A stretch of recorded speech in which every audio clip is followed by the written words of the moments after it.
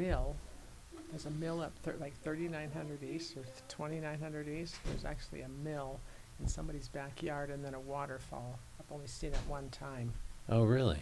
And it's actually the remains of a mill, let me say that. So it was a mill creek. Huh. Yeah, I figured there must have been a mill at some point. You don't see it like in Millcreek like you do at City Creek Canyon, where you can see where the physical mills used to be. Yeah. But, All right, we're live. all right. Yeah, that's better. All right, with me today are two ladies who actually have my dream job. I would love to be working outside during the summer and the fall in a garden. Come on over, we can help with that. Yeah, I might have to start a second career at some point because Lorene and Heidi from Millcreek Gardens, thanks for joining me today. Absolutely, we're glad to be here.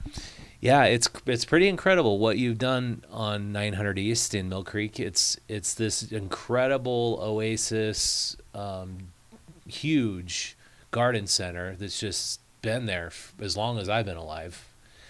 You're celebrating right now 70 years. 70 years. And it's very intentional what we're doing there, and anticipating that somebody like you might have some needs in your garden, and being able to help you with that, whether it be native water-wise or whether it be something edible. Even this time of year, you can plant some things that you can eat in the fall and even through the winter if you put a little cold frame together, which is basically something raised up, and you can cover it with a piece of plastic even. So something simple like that. But we're definitely, it's well thought out for many, many years with some awesome people, awesome team members at Millcreek Gardens. It's pretty fun.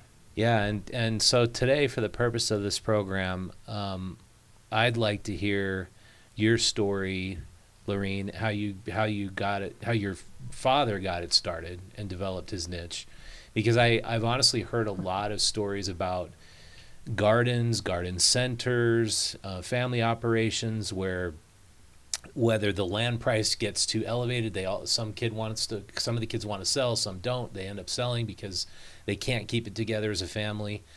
How your grandfather managed the niche and how you managed to keep it together as a family. Can you tell us a little bit of background on that? Okay, first of all, it's my father, her grandfather, and Heidi's my daughter. Yeah. So that's pretty exciting. But when my dad went to school at Utah State University, he and my mom were up there, and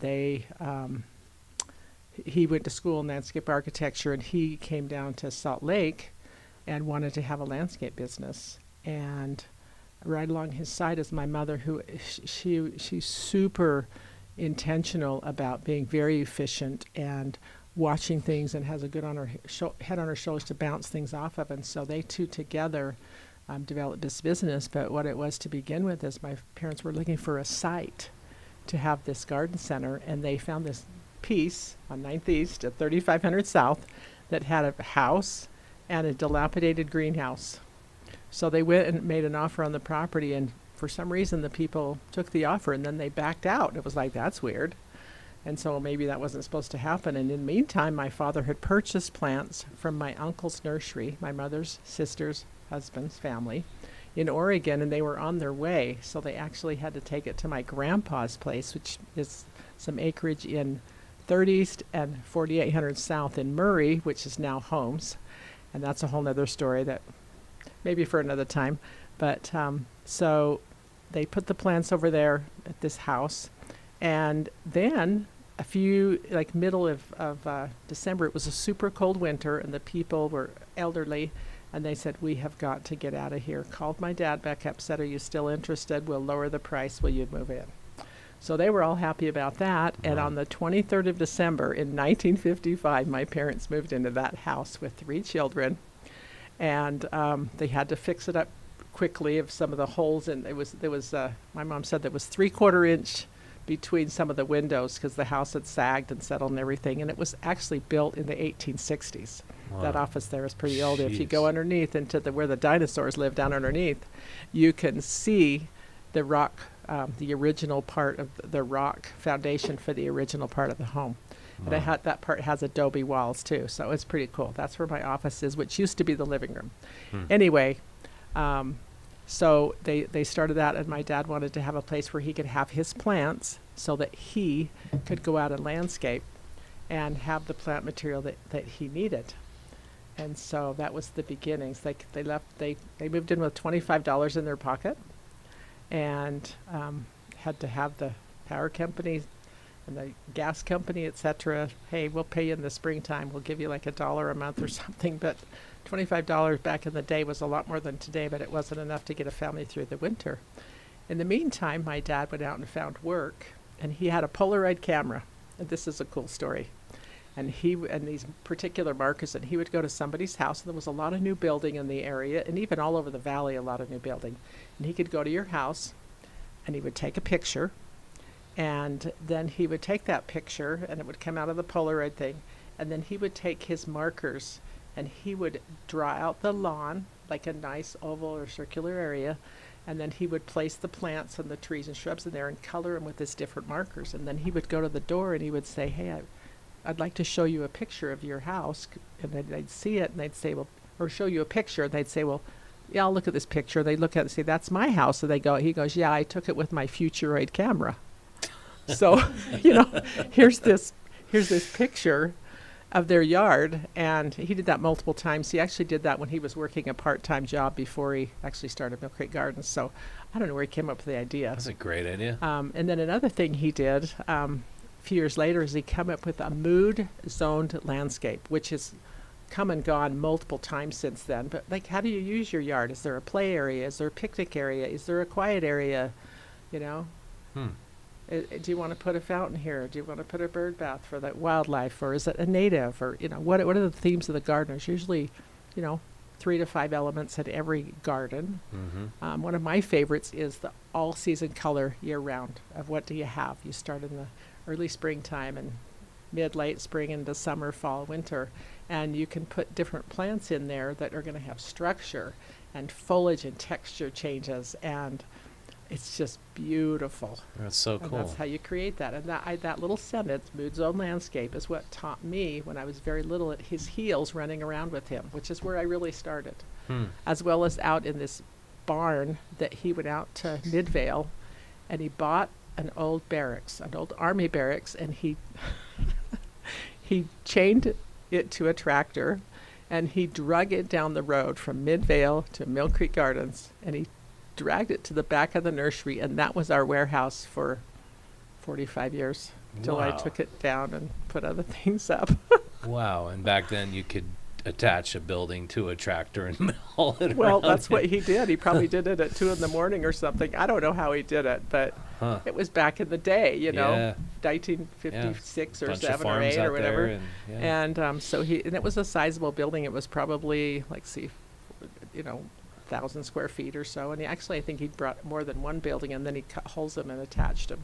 He did Jeez. that to, I think, 2 of them. And then he'd put some of their singles up because they were very reasonably priced. So one of the things that concepts when you're running a business is some people think everything has to be big and beautiful and new and perfect. It doesn't.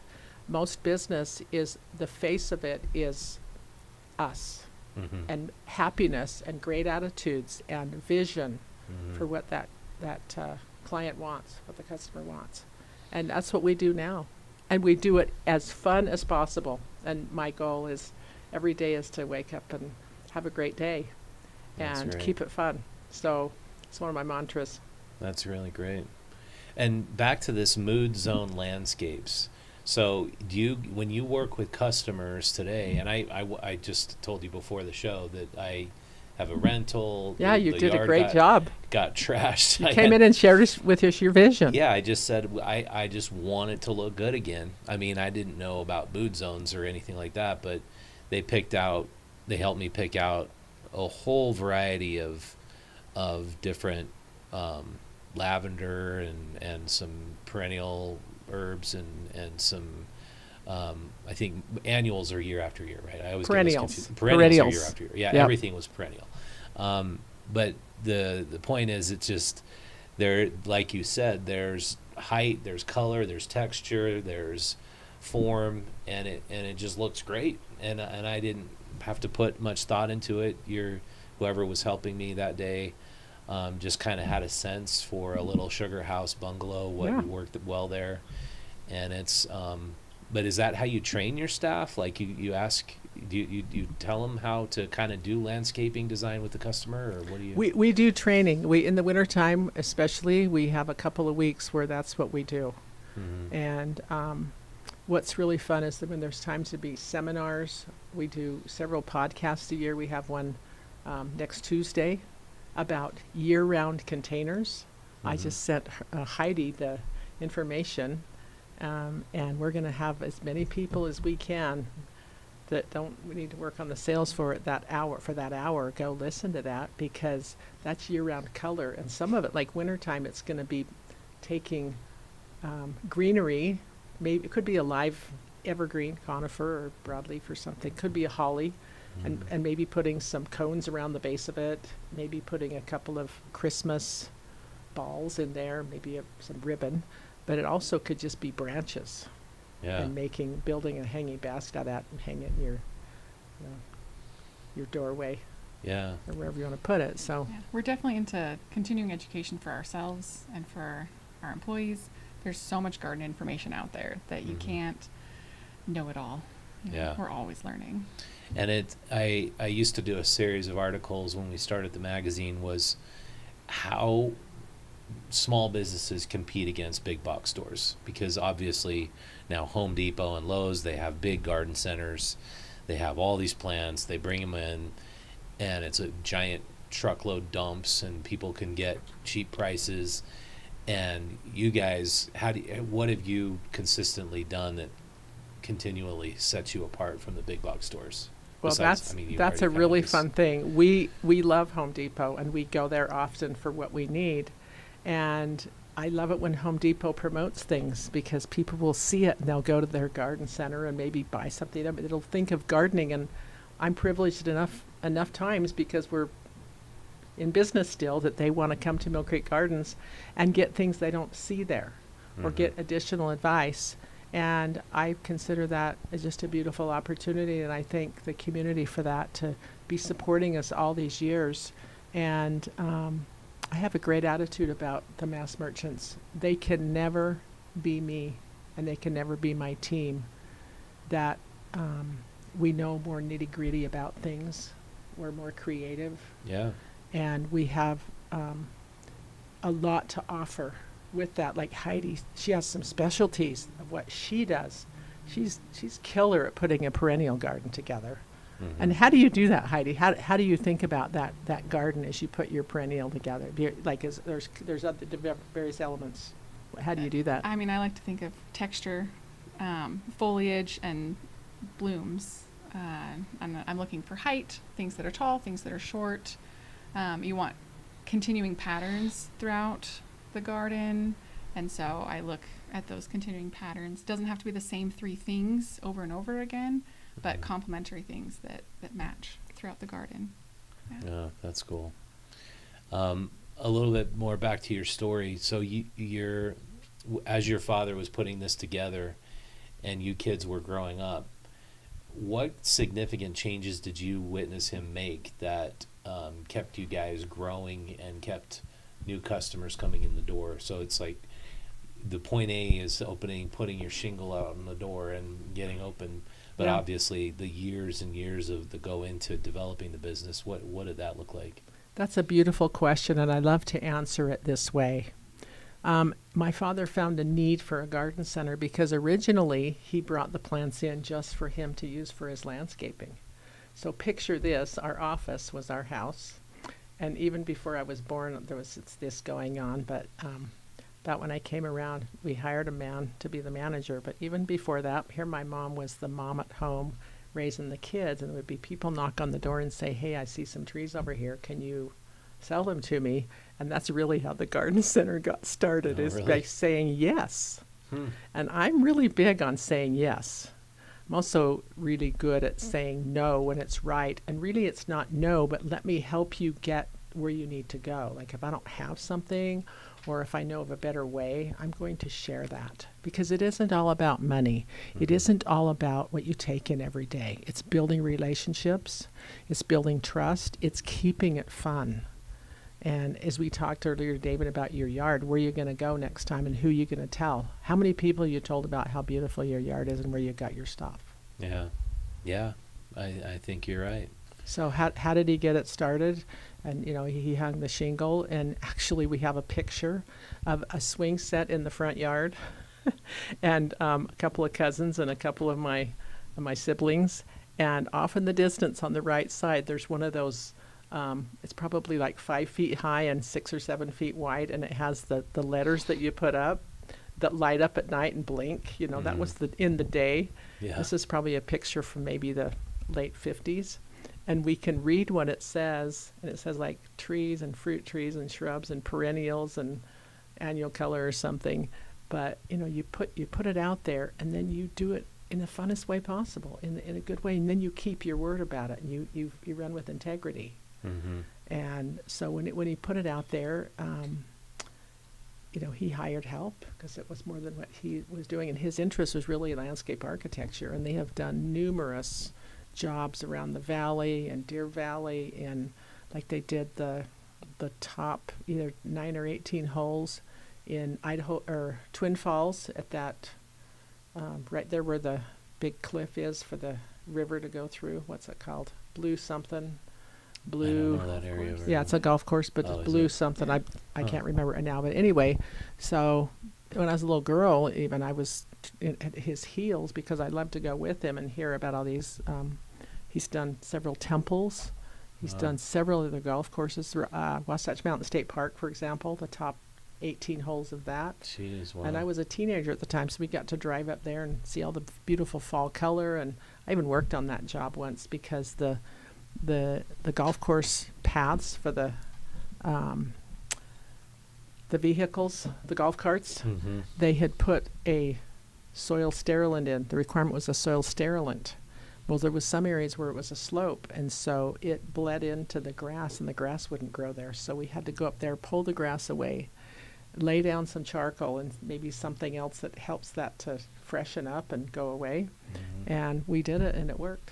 Wow. But, you know, there's challenges that are there. Instead of just being all mad about it, you just find solutions and get But to his, the answers. his initial intent was just landscaping, but he let the customers, the neighbors around, tell him, "Hey, I want to buy these," and then he just decided to let that roll. And Yeah, and then he went on to Right. bigger projects and had 8 or 10 trucks rolling out the door every day when I was a kid.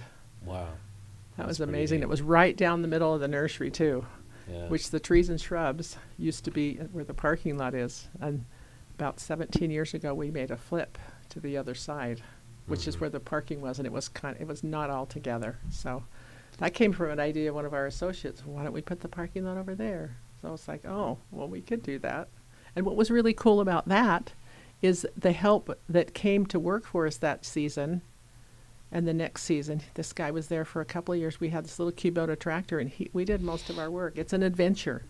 Owning a business is an adventure, and that's why I say keep it fun. And if it isn't fun anymore, you either need to change how you're running your business with calculable decisions and stop making reckless decisions and reckless financial decisions and reckless hiring the wrong people because you're just in big hurry or whatever happens. Mhm. That you be smart about it. And one of the things we've done that's really smart is do those things. Slower to hire and quicker to fire, but that doesn't happen very often because I don't like to do that. But really it's smaller loads more often. Having people trained, Yeah. multi training so that they have the knowledge of being able to do multiple things, so you don't have to have as many people there because nobody's busy all the time except springtime. And then Mhm. and we've been able to teach and train more, and then they're more well-rounded and prepared to stay there and or go do something greater. Yeah, that's a great way to put it too. When you took over from your father, did you have other siblings involved? Was there any rivalry there? Was that difficult transition? It's a really great question, but I have to go back about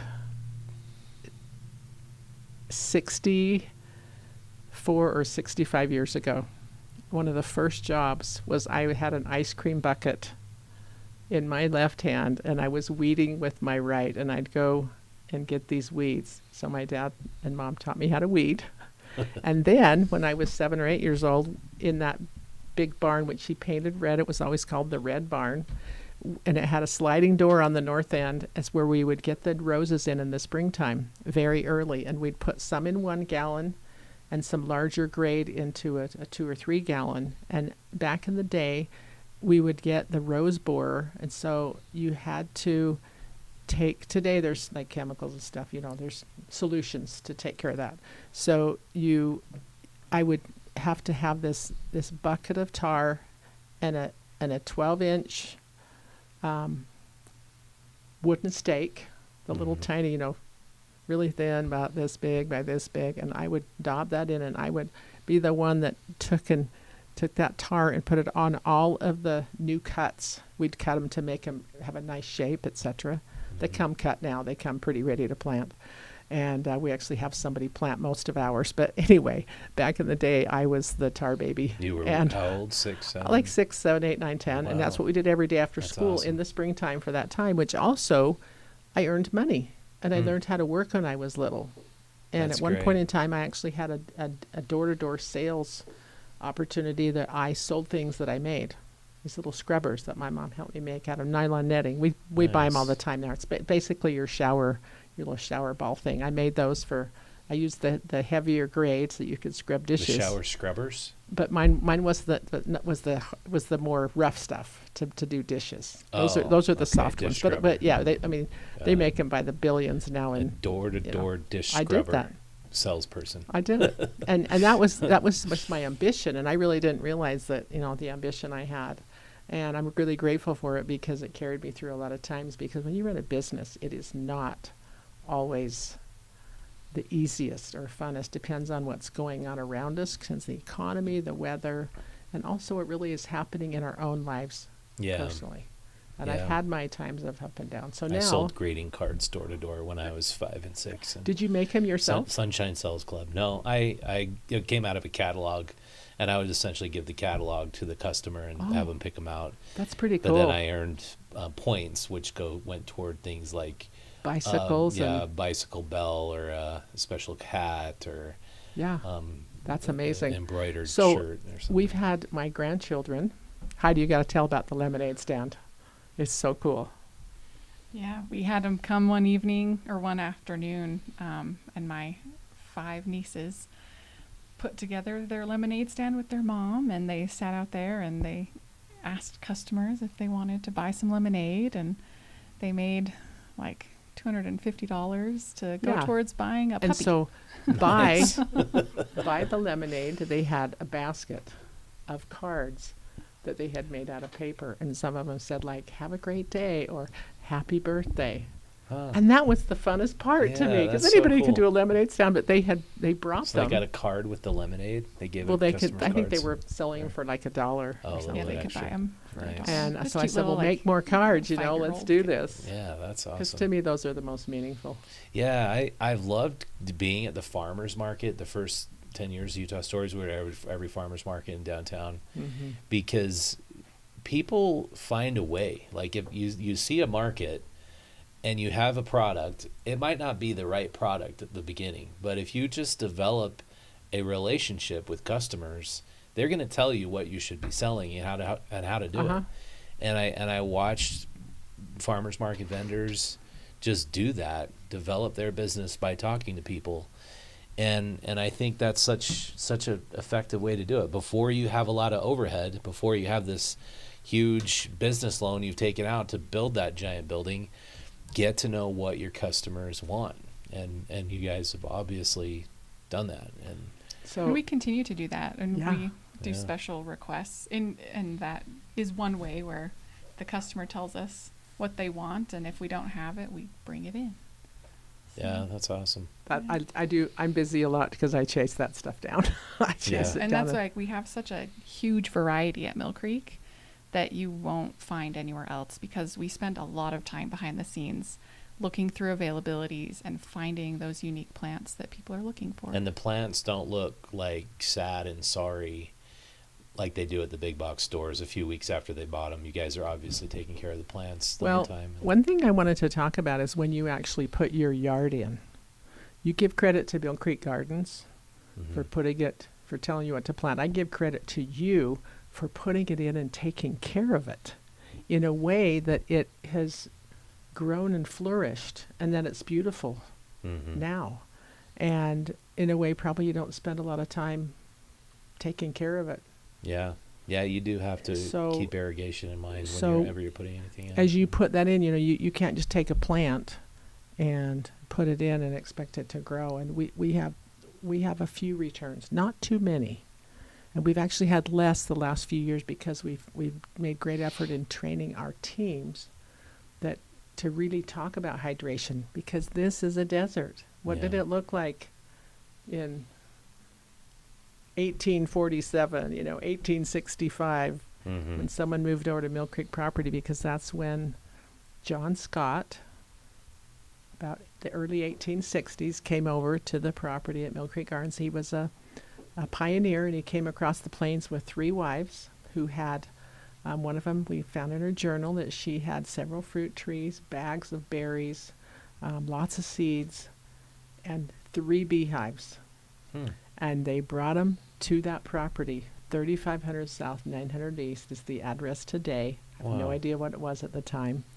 And he had a farm there. He homesteaded it. And so he probably had some crops. I don't know what those are yet. We're still digging. And if anybody knows, please come talk to us, because I know you have a specialty out there. Do you know how big the can- original homestead was? We're not sure. I'm guessing 100 acres. But I Yeah. do know this on 50th and 33rd South at the Pioneer Craft House, which is, I think it's now called the Scott School.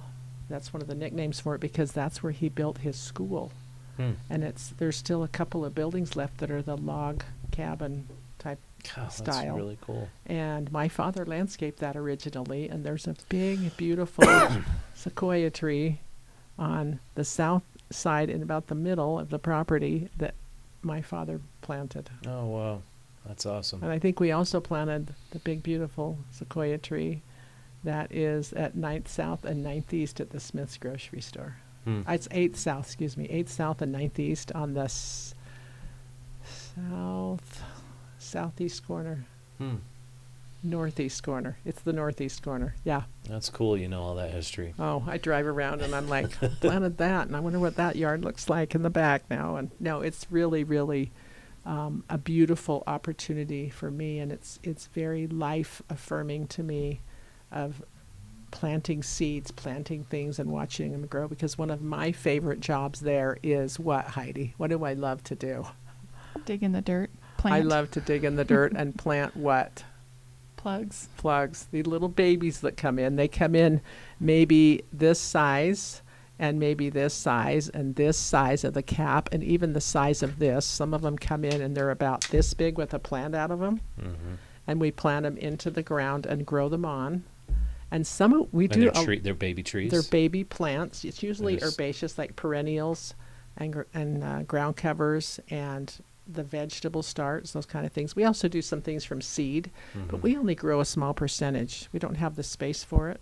But what we've done, as Heidi mentioned, we have special request forms that, like, people will ask for things, and once 4 or 5 people have asked for the same thing, it's like, well, we better, find these, or if we found them, we better order a lot more, and anticipating what their needs are, and calculated guesses of anticipation, not just, well, let's just anticipate there's going to be a lot of people come.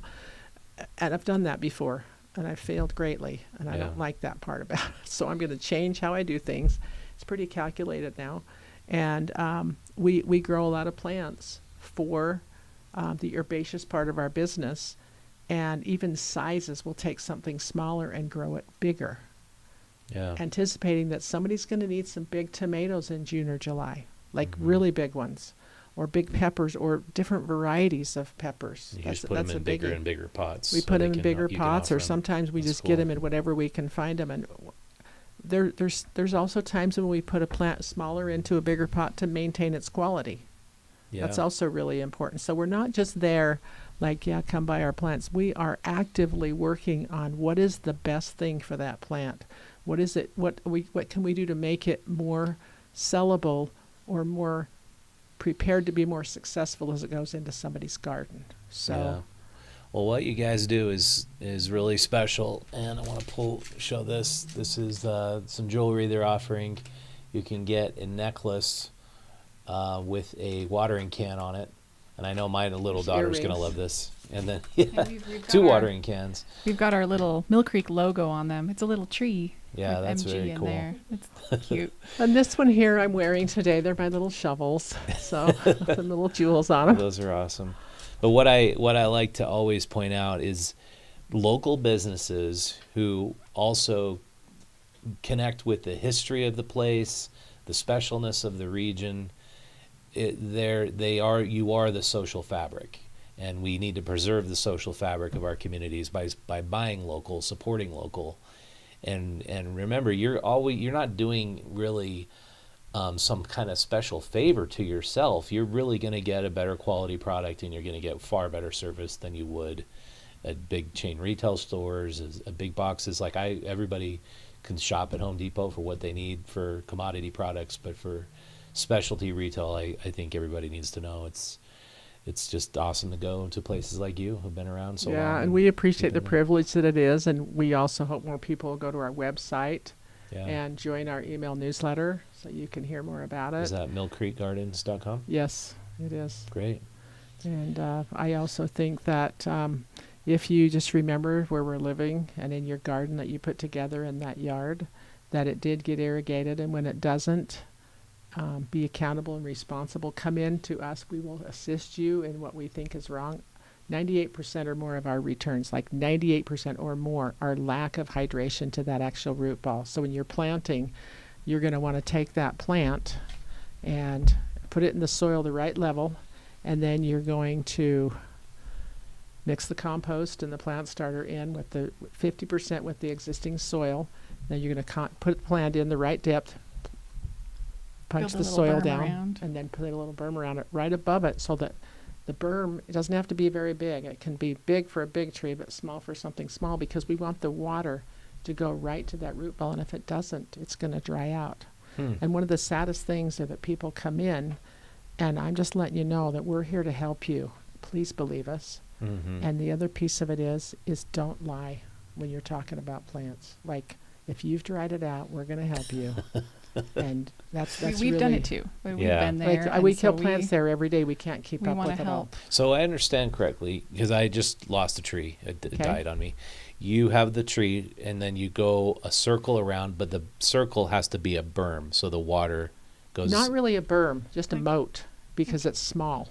It's just small to hold the water, something Like to a catch dish, the like a water. bowl. Oh, like a bowl. Yeah. Yeah. Okay, Or the- just so Yeah. it takes the water in and goes Mhm. down Yeah. there. Okay, I got you. Because some people will take and put the soil up around it, Uh-huh. like this. Yeah. So then Makes all the sense. And water that's what just some melts communities away. have done across the country. That some do, because it's so wet, they lift them up out of the ground, but not in Utah. In the desert, you got to do So- the sunken in approach. So we learn to know. every day. We learn from our guests. We learn from the world Yeah. about how to improve and be better, and to also know we're doing the right things. There's multiple people that come in there and say, "Thank you for being here. Don't go anywhere." Yeah. You're not going anywhere, are you? I told a few people in 1999, I hired a man to help us with the business. He was there for 33 months. Then we parted ways. But when that happened, I was so excited, because I had a 1-year-old of 5 children, my last child, and I was so excited to get a break. And several people I told said, "You're not going anywhere, are you?" And I really didn't understand at the time what they were talking about me going anywhere, and also Millcreek Gardens. Mm-hmm. And so I want to just thank Heidi for being the next generation of Millcreek Gardens. And I want to ask all of you to be supportive of Millcreek Gardens and Heidi and the next generation, and the changes we'll be making. There'll be a few changes to enhance our ability to meet your needs and to keep it fun. Oh, that's great. That sounds awesome. I'm happy to be there. I Yeah. enjoy it. It's a happy vibe. Like, everybody there seems happy. And this is a profile in our new Faces of Utah magazine. You can recognize Heidi and Lorene. And who's that? Chris. Is that your husband? No, it's my That's- brother. Oh, that's your brother. Yeah. That's He Chris. I helps was a telling you the lot. story. Yeah. I was telling you a story Oh, about okay. Chris. Yeah, he's a tall guy. Yeah, he's you guys amazing. are all tall. But yeah, it's in our faces. So check out millcreekgardens.com. Join the newsletter. If you want to get this copy of Faces in your hand, go out to utahstories.com, and you can either buy the individual issue or become a member of Utah Stories and help support our journalism efforts and in preserving the best of local Utah. That's kind of what you find in Faces. Awesome stories about entrepreneurs, nonprofits who are really changing the face of Utah for the better, and just wonderful stories in this issue.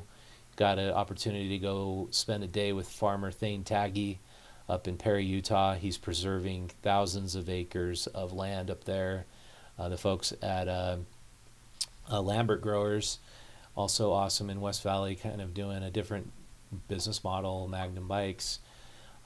Anyway, really proud. Can I of tell what you you've done. something? I know these Mhm. people, and they're good people, and we're friends, and we just we support each other. And Yeah, I've spoken with both of those businesses in the last 24 you know, hours. Mary Ann and It's actually yeah. Mary Ann's daughter now, Yeah. and also Taggies. I just spoke with. Oh, you know them too. Yeah, just Yeah, yesterday. it seems like everybody in this knows each other. That was the case in our first issue, and because it is like the social fabric. You guys know each other. Well, Yeah. it's also just in the industry. It's really helpful to know others, but just also out there. Mhm. It's what weaves our lives. And Yeah. my life is definitely enhanced by a lot of the guests that come into Millcreek Gardens, the clients that I get. There's always a gift when I go to somebody's home to landscape. Mhm. I always get a gift out of there. It's either extra friendship or advice or a recommendation for something that I need at that time in my life. So it's all beautiful. And if we're awake and more aware and stay open and take care of ourselves, that's a biggie. Take care of ourselves. Yeah. And that's like eating And healthy. gardening getting is a rest key to and taking gardening, care of getting your hands yourself. dirty. Yeah. And my hands are clean today. Look at that. I need to get in the dirt more. That's crazy. Well, thank you guys so much for coming on. Really appreciate it. Thanks for having Yeah, us. thanks for Yeah. having us. Every day is a great day at Millcreek Gardens. Ba ba ba ba. That's awesome. All right. Thank you so much for watching. Please like this video, share it with your friends, subscribe to our YouTube channel, and we will see you next time.